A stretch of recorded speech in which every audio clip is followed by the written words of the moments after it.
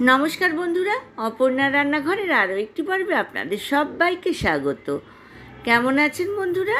আশা করি ভালো আছেন। শুভ বিজয়ার প্রীতি শুভেচ্ছা জানিয়ে আজকের পর্বটা শুরু করছি। আজ আমি আপনাদের জন্য নিয়ে এসেছি বাটার গার্লিক চিকেনের রেসিপি। এই বাটার গার্লিক চিকেন আমি কিভাবে বানালাম চলুন দেখে নিই। নিয়েছি 600 গ্রাম বোনলেস চিকেন, ছোট টুকরো করে কেটে ধুয়ে ভালোভাবে জল ঝরিয়ে নিয়েছি। যেই জলটা রয়ে গেছে সেটাকে আমি ফুটিয়ে নিয়েছি চিকেন স্টক হিসাবে। এইবার ছোট টুকরো চিকেনের ওপরে দিয়ে দিলাম 4 table spoon cornflour, 1 table spoon গোলমরিচের গুঁড়ো আর স্বাদ মতো নুন।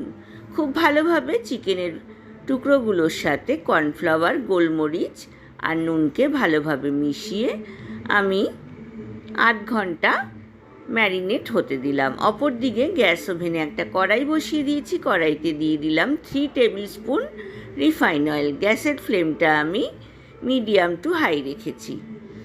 তেলটা গরম হয়ে গেলে আমি চিকেনের টুকরোগুলো কড়াইয়ের তেলের মধ্যে দিয়ে দিলাম। 2 পিঠ বাদামি করে ভেজে তুলে নেব। বন্ধুরা যারা প্রথম থেকে আমার সঙ্গে আছেন তাদেরকে অনেক ধন্যবাদ। যেসব বন্ধুরা প্রথম আমার চ্যানেলে ভিজিট করছেন তাদেরকে আমার চ্যানেলে স্বাগত জানাই। 1 পিঠ বাদামি করে ভাজা হয়ে গিয়েছে, অপর পিঠ আমি উল্টে দিয়েছি। আবারও আমি উল্টে দেওয়ার পর দেখুন একদম বাদামি হয়ে গিয়েছে। আমি তেল থেকে ছেঁকে একটা প্লেটের মধ্যে তুলে রাখলাম।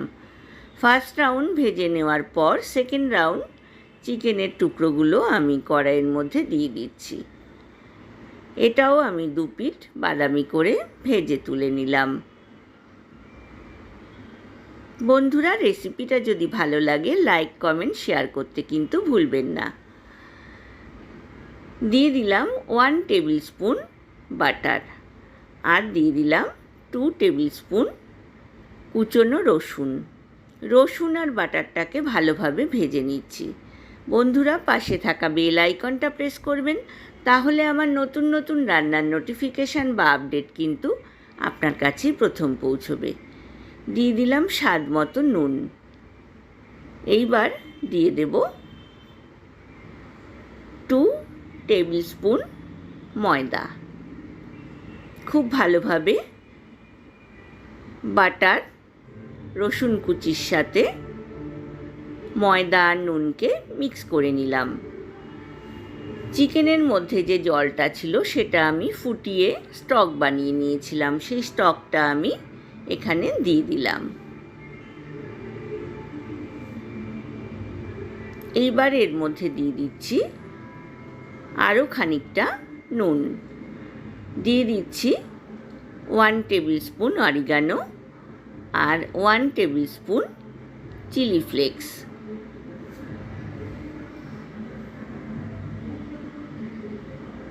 ফুটে উঠলে আমি ভেজে তুলে রাখা চিকেনের পিসগুলো ঝোলের সঙ্গে মিক্স করে দিলাম।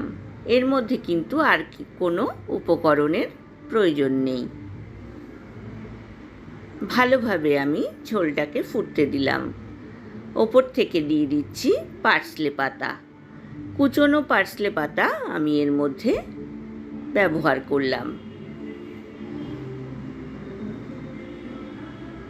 স্বাদটাকে ব্যালেন্স করার জন্য আমি এখানে সামান্য একটু চিনি ব্যবহার করেছি। আমার কিন্তু butter garlic chicken almost done. আমি সার্ভিং বোলে বাটার গার্লিক চিকেন সার্ভ করে দিচ্ছি। বন্ধুরা আশা করি আজকের রেসিপিটা আপনাদের ভালো লেগেছে। ভালো লাগলে অবশ্যই একটা কমেন্ট সেকশানে কমেন্টস করবেন। এই বাটার গার্লিক চিকেন রুটি, লুচি, পরোটা, নান, কুলচা, লাচ্ছা পরোটা, রুমালি রুটি, পোলাও, ফ্রাইড রাইসের সঙ্গে কিন্তু ভীষণ ভালো লাগবে।